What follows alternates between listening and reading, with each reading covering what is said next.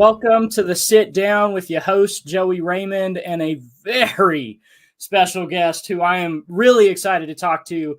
Third baseman for the Miami Marlins. Well, really kind of utility guy because you kind of just play about anything and everything. I mean, especially recently. So Eric, I am so excited for this conversation. It's been a long time coming. I'm really happy that I was able to kind of get this series off the ground. And when I did it, I said, the biggest guest that I have to get, it's got to be Eric.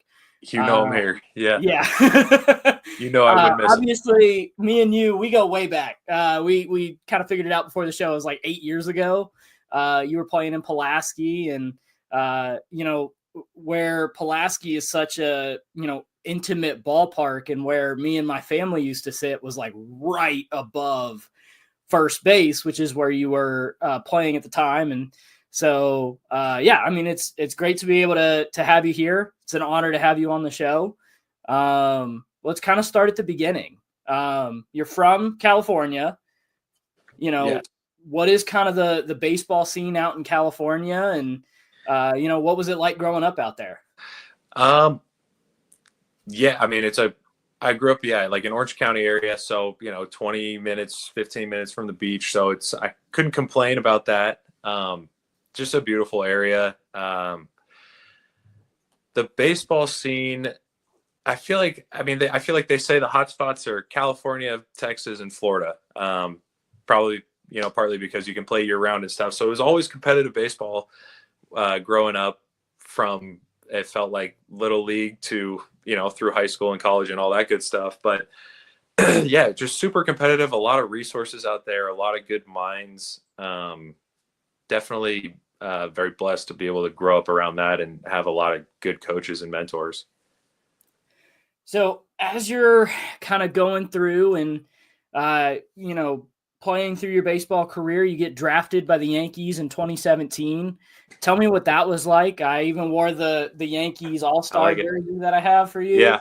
But tell me what it's like. I mean, the Yankees are a huge name, and getting drafted by them had to be huge. Yeah, it was incredible. It's, I think the day that I got drafted, I think I was playing like a college summer ball game, and I was taking batting practice, and after batting practice, I went and checked my phone, and it just had been blowing up. I missed a bunch of calls, and the Yankee scout that signed me was, I missed a bunch of calls from him, and I was like, I should probably call this guy back. And then I think I remember asking, like, so can I play in this game? And he's like, I probably wouldn't play in the game.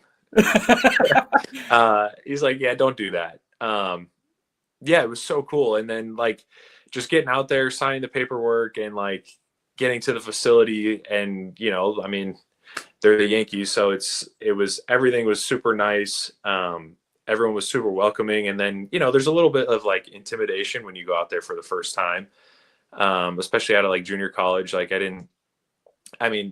everyone is good, obviously, like when you get to that level, even if it's in rookie ball, like everybody's a really good player. So it was a little intimidating at first, but they have so many resources there to like help you get settled in and, build your confidence up. So it was incredible. It was so cool. Yeah. And so you get drafted by the Yankees, and they put you in rookie ball, which is where we met, which doesn't even exist anymore, which is so crazy to think about. But what was it like? I mean, starting from like most of the guys in this series, they don't even, they weren't even around in terms of like when rookie ball was a thing. So like, tell me what that was like playing in Pulaski for the Pulaski Yankees, and just kind of that process. Yeah. So like the town of Pulaski, obviously pretty small. That's an understatement. Yeah.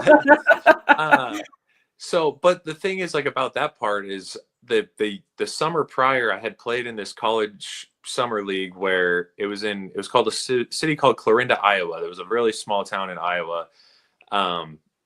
So like that whole part of it wasn't like too surprising. Like getting to Pulaski, like the small town little vibe. I thought it was great. Our hotel that we stayed in, the whole environment was really good. And then like you said earlier, like the intimacy of the ballpark itself, it was such a cool feeling because it felt like there was always a really good crowd there, and they were like there to have your back, and like you guys supported us. So overall, my time in Pulaski was awesome. I loved playing there. I thought it was a great spot, the great park. The league itself was fun. I enjoyed all of it. Now, I do have to ask, and odds are you probably don't remember, but this is such a fun memory for me that I can't help but bring it up.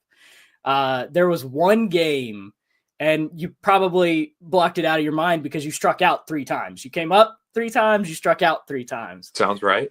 And I remember after the game, so it was me, my sister Marissa, and then my mom who were there at the game. And I guess your mom was there. And top left-hand corner. Oh, that was young bloods right there. Look at that. Don't even have the like facial hair or nothing. Wow. But yeah, like we were all sitting up there, and I remember there was this lady who was talking to you, and my mom just gets real brave all of a sudden and goes, well, if Eric didn't swing at dirt all the time, maybe he wouldn't have struck out 3 times. His mama should have taught him better. Oh, Come man. to find out, you were talking to your mom. Oh, my gosh. And your mom turned up and looked at my mom and goes, no, you're absolutely right. He shouldn't. Sounds about right. I don't remember this exactly, but that sounds like something my mom would say for sure. That's hilarious. Yeah, I was talking to my mom before getting on to here a couple days ago, and she was like, you have to ask him if he remembers that. He probably doesn't, but I'm just curious. I bet my mom remembers that for sure. That's so funny. Yeah, and it was so funny because I remember we come back the next day, and then you hit a bomb. And it was really fun. And I was like, dude, I got to remember this because if he ever makes it big, that's going to be such a fun memory to have. That's great. I'm going to have to bring that up with her next time I talk to her. Yeah. And my mama, she always was like, he's got a good mama. He's got a good mom because it was really funny because she was like, there's no way his mom looks that good for her age. And it was just really funny. But yeah, so it's such a fun sequence down in rookie ball, and then you move up through the ranks. And I remember being so frustrated as a fan and someone who was like cheering for you to do well, because looking at the Yankees farm system, they had so many first basemen. Yeah. And I was like, I love Eric, but I feel like he needs to be traded because he's not going to go anywhere in New York because they just got too many people. And so you're working through the Yankee system, and then the Rule 5 draft comes around, and the Angels come up, and they select you and take you part of as one of their players. Talk about what that process was like. Yeah, like the Yankees, I mean, like you said, like early on in the Yankees, there's just a ton of talent all over the field. But I feel like, me personally, like I needed the coaching staff and like the resources that the Yankees had, or else like I wouldn't have been able to develop the way that I did. So I was very happy to be there. I was there for like 7 years. But if I wasn't there for 7 years, who knows what would have happened. But yeah, like once I got to minor league free agency, I re-signed with the Yankees, and then come the Rule 5 draft in December, I was listening to it because I was curious to see, if I wasn't exactly sure if I was eligible for it. But I was just listening to see if any of my friends got drafted, see what's going on. And all of a sudden I heard my name pop up, and I was like, whoa, that's crazy. That's me. That's where I grew up, like 20 minutes from the stadium. I was super excited just for like a new opportunity. And, yeah, I mean, I couldn't have been more thrilled for sure. And yeah, everything with the Angels was awesome last year. But yeah, it was a little surprising, but it was super exciting. Absolutely. You get selected, and they put you in Double-A, home of my favorite minor league team. No offense to the Salem Red Sox, who are 5 minutes down the road. I love you guys too, but the Rocket City Trash Pandas. Tell us what Rocket City was like, because I've always been curious. I've been to that ballpark a couple times, but I've never been there long enough to really like soak it in. That ballpark, I mean, I feel like it was like intimate setting, but on a bigger stage. It was like Pulaski, but on a bigger, like just a little bigger. Like the city of Huntsville and Madison, where we were, not huge, but definitely a bigger city. But it felt like on Tuesdays we had most of the stadium filled up like every week. So there was always a good crowd. It was a beautiful park to play in, and you could feel like it's only a couple of years old. All the guys there were awesome. The city was great. There's a lot of food options. We lived, walking distance from the park, so that was cool. Overall, that was a great experience, and just the fans there too were very fun to play for, and they did a good job of cheering us on no matter what was going on. Now, I do have to ask, did you get to try any of their concession food? Because it is odd. None of the crazy stuff. No, I remember one day, like, they had some hot dogs and like hamburgers for us, but that was about it. Do you know what I mean when I say the dumpster wrap? I don't remember the dumpster wrap. No, it's so weird. It's got like hot dogs and chili and French fries and a bunch of like random stuff in a tortilla wrap, and then they like grill it. It's really weird. It sounds like something I would try though, for sure. Yeah, I tried it and it was delicious. I'm not even gonna lie to you. I genuinely felt like I was clogging my arteries with every single bite that I took, but man, it's good. Yeah, I bet. It sounds good. All right, so you go through Rocket City, which was awesome because I got to see you play again. Out in Tennessee, because Knoxville's not that far away. Shout out the now Knoxville Smokies, not Tennessee Smokies anymore. You go through and you move up to Salt Lake. Tell me about what Salt Lake was like and kind of what AAA looked like. Yeah, so I think the first week that I got to AAA, even going there, for whatever reason, I was like almost intimidated to be around these guys. Like most of them, had time in the big leagues, and whether it was a short amount of time or a few years or something. But I think the first week of AAA, I remember going 0 for 14, and I was just like, oh, okay, I don't know about this anymore. Like, this is not fun. My confidence was just shot for that week. And then all of a sudden we go to the next week in Sacramento, and I hit like some bloop base hit. And then from there, I just kind of took off. It's just crazy that like one hit can get you going like that. But overall, it was a great experience. I mean, it was fun. The ballpark there is, I know they're building a new one this year, but it's very like, it's just super scenic. They have the mountains in the background. It's not too far from Park City, Utah, which was like really cool, like a kind of a touristy area to go to. I really enjoyed my time in Salt Lake. I thought it was like just a different place to be. Like, there's no, I don't know if I would have gone to Salt Lake by myself, outside the baseball season or not, but I'm very glad that I got the opportunity to go there a little bit. That staff, I feel like I learned a bunch there. And they kind of just like paved the way to the transition to the big league. So I love playing there. That was awesome. Speaking of transitions, let's go ahead and talk about it. You get the big call. You go out to California. You meet up with probably he's up there with arguably the greatest pitcher of all time, Justin Verlander, and you absolutely rope a double. Tell me about the process of getting called up and, getting your first hit off of a guy like Justin Verlander. Oh, the first hit, like I got to second base, and I like just in my head, I was like, okay, finally we saw one drop. Like, just like I was talking about in Salt Lake. Cause I was 0 for 9 or 0 for 10 going into that at bat. And I was like, gosh, it's got to be coming. I hit some balls hard. Like, I was feeling good. I was seeing the ball well. Yeah. So once I saw that first one drop, it was incredible. But yeah, in the beginning, I was those first like 9 or 10 at bats of me not getting a hit. One of the hitting coach kind of pulled me aside, and he goes like,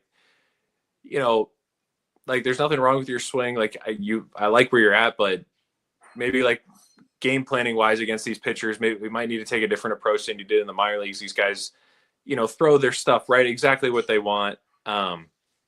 So he almost told me to back off a little bit and like not be like still be aggressive, but almost like, you know, it's okay to take a strike that's not where you want it, you know, because you it's so hard to hit off these guys that you have to punish the mistake that you get or really sit on a pitch. So I just didn't I didn't really think about that before he kind of brought that up. Um, so after that, it kind of took like a different game plan into each at bat, and I mean it ended up working out. But yeah, that first hit was because the at bat prior, I almost snuck one down the line. The guy made like a sliding play and caught it, and then that one fortunately landed, and I think I got an RBI or two. So it was incredible. And then like yeah, they panned to my family over there jumping up and down. So it was so cool.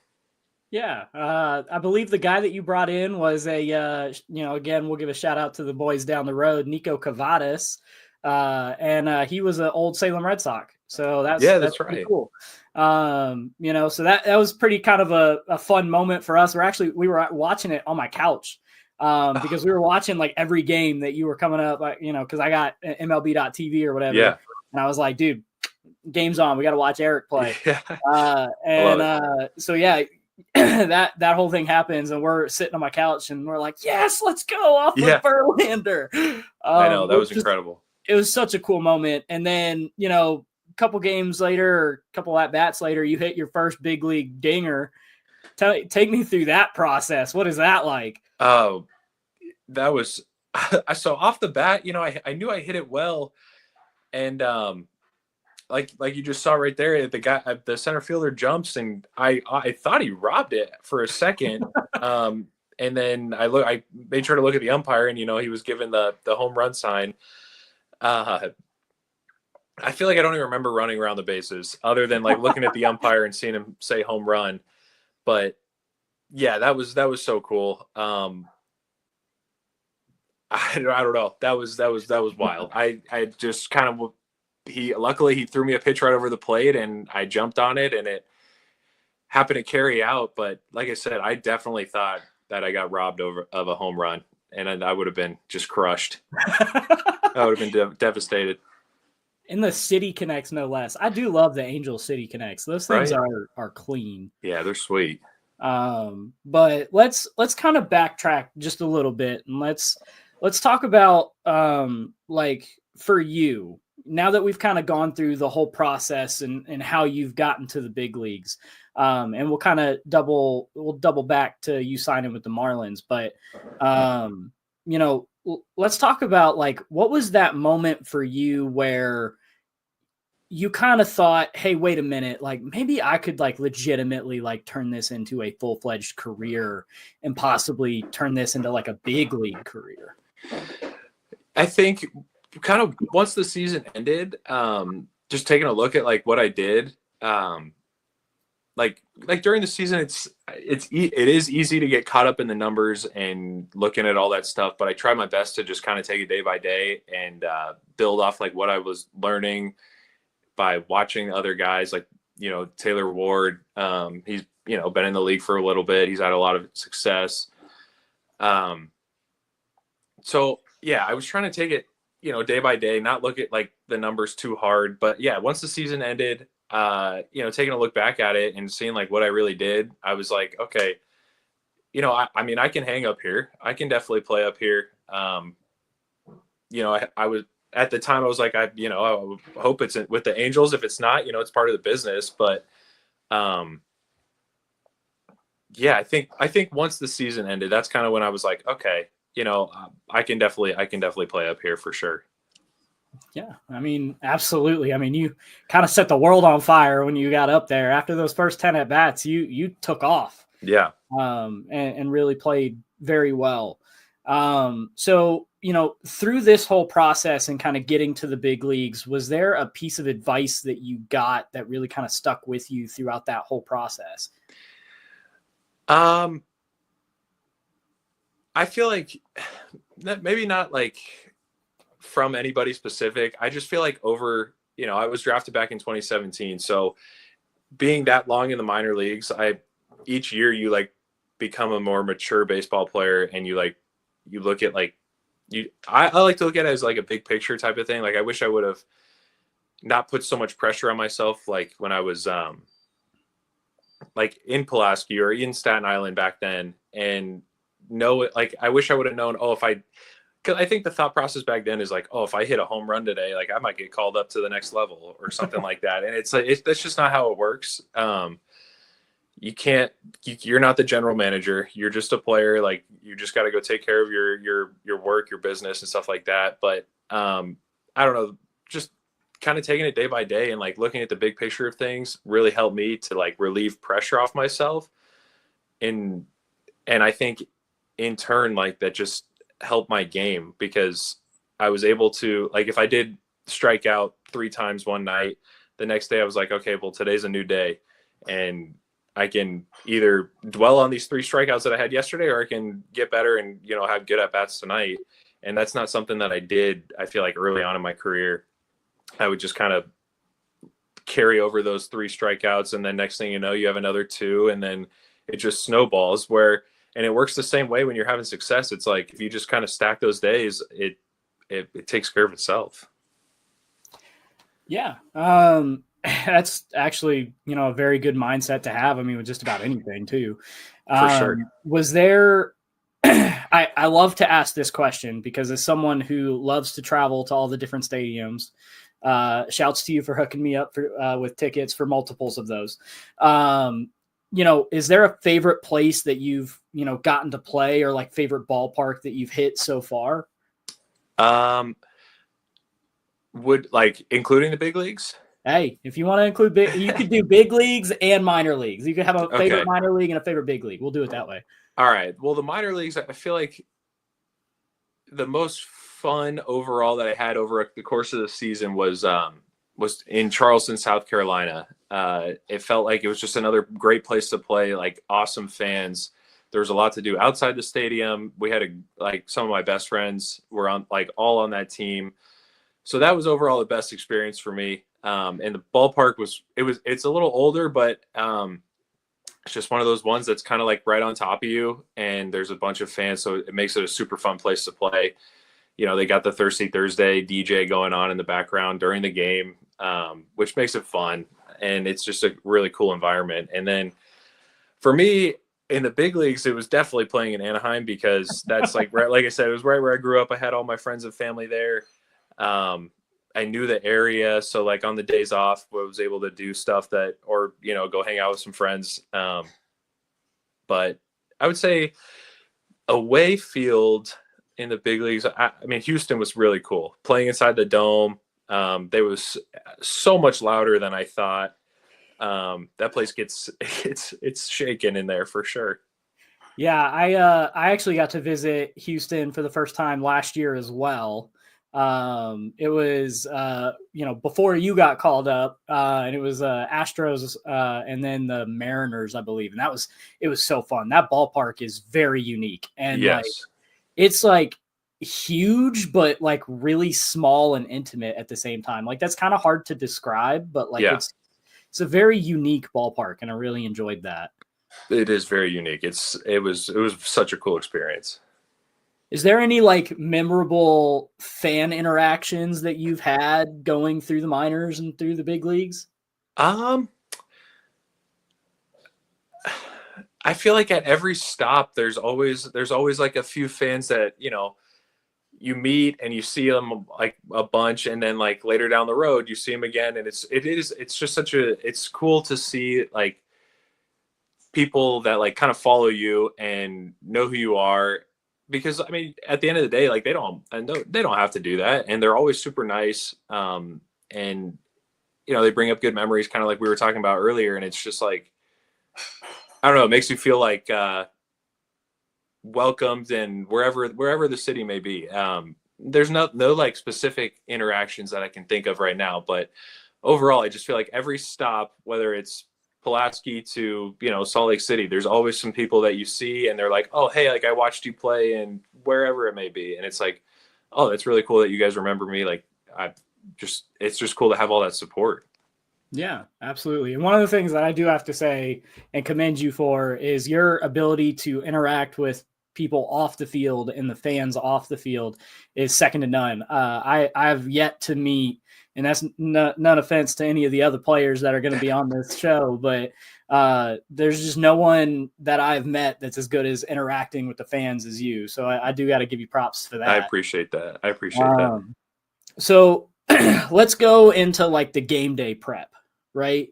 What is Eric's routine from when he wakes up to first pitch?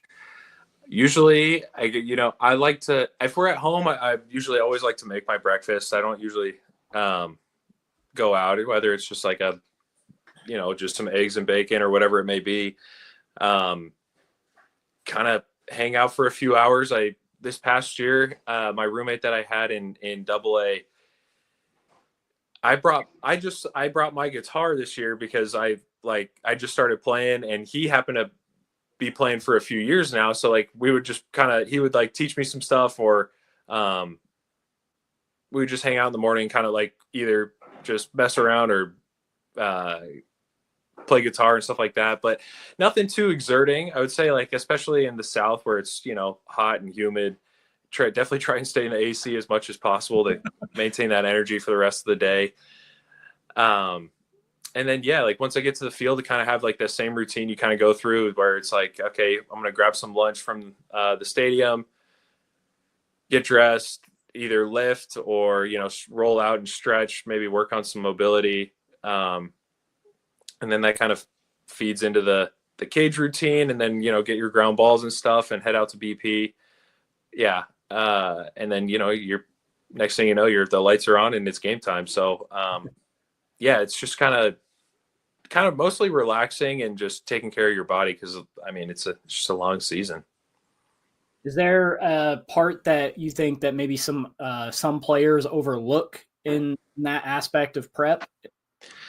I definitely think trying to do the same thing every single day, if you can find a consistent routine, it definitely helps. Sometimes you do have to mess with the routine, and if something's not working or something's not clicking, you might have to mess with the routine. You might have to get to the field earlier. Maybe it's even getting to the field later, to just try and clear your head.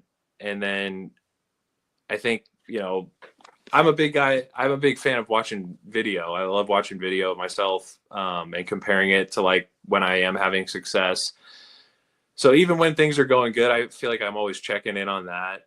I think that's super important. Is there any, like, I always enjoy asking this question. Does Eric have any like baseball superstitions? Ooh. Mine was always don't touch the white line. That was always mine. That's always definitely one. I think going out to the field at if it's a 7 o'clock, going out to the field at the same time every single day, it was pretty superstitious about that. Like I didn't want to be late. Like I'd rather be like just slightly early and just sit in the dugout and kind of hang out. I always make sure, I feel like on deck, I feel like I always stretch the same way. Like if I don't stretch or loosen up my arms or whatever it may be, like I just feel like it's like I'm off. So I always have to stretch the same way, do the same like little running routine to get me ready. Just like tiny little stuff like that. It's just, if you don't do it right, like it kind of messes with you. Absolutely. So we'll, move on to the Marlins, right? So you finished up the season with the Angels, and the Angels, if you look at their roster, they are very full in terms of infielders. For sure. And so going into this offseason, I kind of had that sinking feeling that you were not going to be an Angel, by the time that the, free agent cycle ended. And then you come out and then you sign with the Miami Marlins. Take me through that process. What is it like to be a free agent in Major League Baseball? And then obviously the question that everyone's going to ask, why Miami? Yeah, I think, once I got DFA'd, it was a little bit of a bummer, but at the same time, it's part of the business. Like it's never really personal or anything like that. But I figured I played well enough all of last year, and then including in the big leagues, to, I was confident that I'd have a job, whether it was on the 40 man with someone or just a minor league contract somewhere.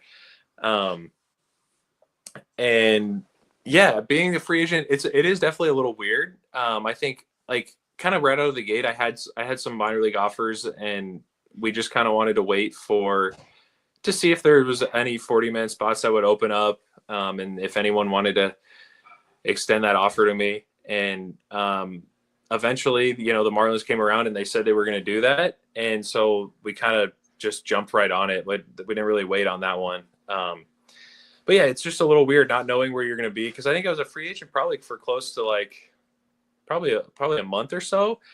And it's definitely weird not knowing where you're going to be at the next season, even though it's months away. It's like, I want to know where I'm going to be. I want to know that I have a job. But it was definitely a cool experience. I thought it was fun, getting calls from my agent and be like, hey, this is what we might do. Okay, now we're going to wait on this. So the whole process, I thought it was fun. Okay. So now that you are with Miami, have we gotten to do anything in terms of like with Miami, like gone to the ballpark? How much time have we spent down there so far? So last weekend we had our fan fest. So that was really cool to go down to Miami. We were there for 3 nights. The first day was kind of just like, the media stuff and, the picture day and all that good stuff. And then the next day was the fan fest. So that was really cool to get it to interact with some of the Miami fans. They all seem, super excited. I know the Marlins didn't have a lot of success last year, but they still are super excited for what we have this year. I feel like the stadium was great. The roof was open. It was a beautiful night in Miami. So it was a lot of fun. And then just talking to the coaching staff, I feel like I've talked to pretty much someone from every department, a lot of the coaching staff, and everyone just seems motivated and on the same page to get this thing going in the right direction. I think all the players are super excited. It's overall a pretty younger team. And I think there's going to be some good stuff to look forward to for sure. I mean, you guys do have a very, it's a young roster, but there is a lot of potential on that roster for you guys to make some noise. And I always feel like Miami is one of those teams that very well could kind of sneak into the conversation. And you guys have a lot of really good pitchers, so I could see Miami making some noise this year. Yeah, that's what I'm thinking. Now, have you gotten a chance to look at the schedule yet and see some of the teams that you get to play? Yeah. It seems like, all the National League ballparks that you get to go to are just so cool, especially in the NL East with, the Braves and Citi Field in New York, Philly. It's just, it's definitely a cool division to be in. And then, on the West Coast, we get to go play the Dodgers and up in Seattle. It looks like a fun schedule. It definitely looks really cool. I'm excited. Yeah, we were looking through to see if there was a spot that we could catch you at. Yeah, and it looks like maybe in Cincy. Okay, yeah, that's cool. I've heard nothing but good things about that park too. That is genuinely like, and I mean this like as sincere as I possibly can get it. That is my favorite major league ballpark. Wow, I have been to a ton. And by far that one, the way that they do the fan interactions and stuff. And like, I remember like if enough players strike out, they give everyone in the ballpark free pizza. That's awesome. Which is hilarious because they like the pizzeria song or whatever, like just gets more and more aggressive as they get closer to getting. It's a really fun ballpark. And then the steamboat in center field. It's a really cool aesthetic. So I think you'll enjoy that one. Yeah, I'm looking forward. I've definitely heard a lot of people talk about that one. So let's talk about outside of the field, right? What are your like go-tos? You mentioned playing music and breaking out the guitar a little bit. But yeah, what are some activities that we like to do outside of baseball? It's a normal off season for me, other than like working out and hitting. I play golf when it's not too cold out. I feel like when it gets too cold, I'm like, all right, this is just not worth it. Video games, hanging out with my girlfriend, my family. Usually, I usually get an off-season job, This year I did not. Kind of just wanted to make sure I was laser focused on this upcoming season. But yeah, usually off-season job, golfing, video games, guitar, sometimes like a little bit of travel. We went to a couple weddings this year, so that was fun. We love going to the Dallas Stars games. Those are super fun to go to, and they're a good team. They're exciting to watch. So, yeah, if there's sporting events like last night, first Mavs game that we went to. So just kind of whatever. I mean, because I live in Dallas now, so there's a ton of like exciting stuff to do around here. Trying different coffee shops, different restaurants. It's I don't know. You just find different ways to entertain yourself, I guess. Yeah, no, absolutely. Yeah. I love hockey. It is outside of baseball. If baseball didn't exist, hockey would be hands down my favorite sport. Oh my God. It's so fun. It is so great. We have a minor league team here, the Roanoke Rail Dogs. We love them too. We'll give them a shout out. It's one of my favorite things to cover. A couple nights ago, they played their rival Knoxville, and there was like 9 fights. It was just absolutely bonkers. Yeah, it's so exciting watching in person. Like, yeah, it's fun watching on TV if you're a fan, but once you go to a game in person, you're like, wow, this is super fast paced. These guys are hitting each other. It's just it's like fans are super into it. It's just an exciting environment. Yeah, I mean, and those dudes. I mean, you want to talk about athletes that play hard all the time. I mean, they hit that ice and they are going 110% for a solid 2, 3, 5 minutes, however long their shifts are, and it's impressive. It's really impressive what they can do. That, and they the hand-eye coordination has to just be bonkers to be able crazy. And then you mentioned Dallas. I bet you how are the games right now? Oh, the Mavs game, yeah, it was. There were a couple people that got kicked out last night for not being too happy about that Luka trade. I can tell you that. That came out of nowhere. That was an absolutely crazy trade. I remember, me and the guys at the network. I mean, we were freaking out about it because we were like, "There's no way that this is real." Right? It was like you got that ESPN notification. You're like, did they mean to send this out? Is this real?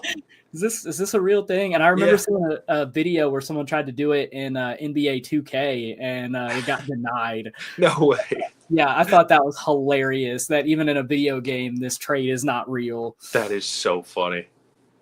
But I mean, you mentioned living in Dallas. I do have to ask. I'd be a bad journalist if I didn't. Have we been to Buc-ee's yet? And if we have, what's the go-to? Yeah, we love Buc-ee's. The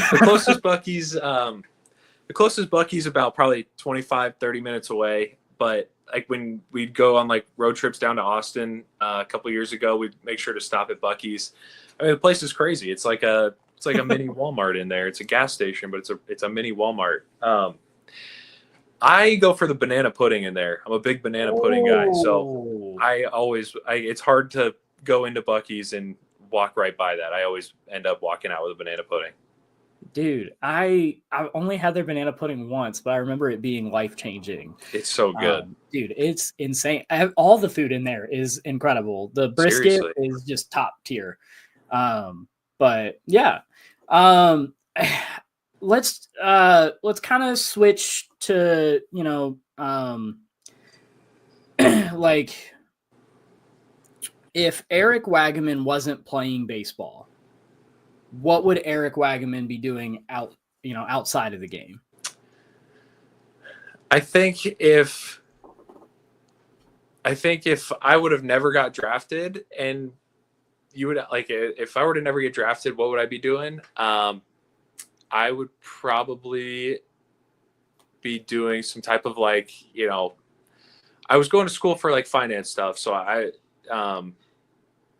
probably end up doing that kind of stuff. I think at this point, like maybe if I were to stop playing, maybe I'm kind of into like the real estate stuff. I would like to get into that. I think like learning how to invest for other people would be fun. Even selling some type of homes. I think that would be, I don't know. My mom kind of does something like that. She works in she's a property manager, and just kind of talking to her about like what she does. I think that's kind of the route I would go.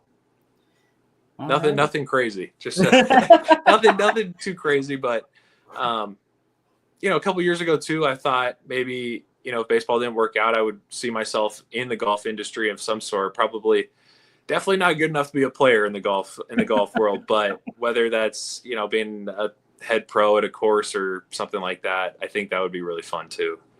Well, it's funny that you mentioned you don't like golfing in the cold. It just out here, there's like almost a foot of snow outside, and I was like, dude, it's not for me. No, not right now. Can't do it. I could barely go go outside to take the dog out right now. It is a struggle. I don't blame you. It's cold. Yeah. We don't do cold up in here, but all right. Well, I think that's all I have for you. It was an absolute pleasure to talk to you. Thank you so much for coming on the show. It means so much to me.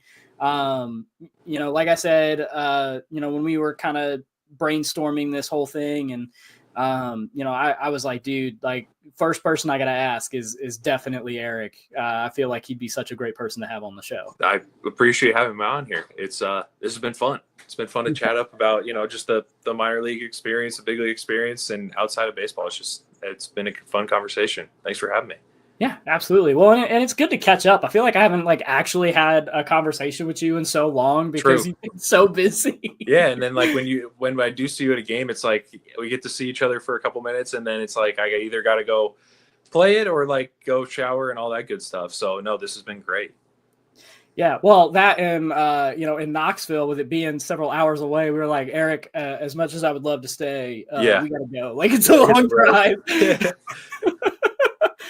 But yeah, absolutely. It's been such a pleasure, and we'll have to do it again sometime. No doubt. That'd be awesome.